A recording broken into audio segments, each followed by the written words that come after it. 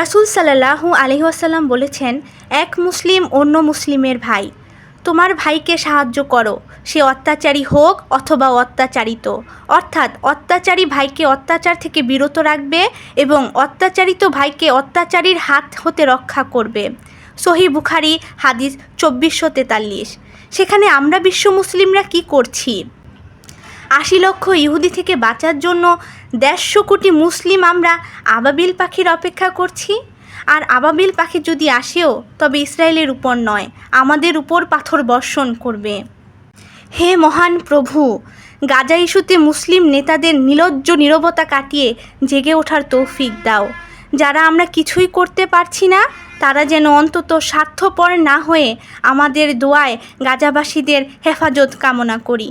হে প্রভু, ইতিহাসটি যেন এই রকম হয়, গাজা একা লড়েনি, পুরো বিশ্ব মুসলিম তাদের পাশে ছিল। আমাদের তুমি রাসূলের দেখানো পথে চলার তৌফিক দাও। আমিন।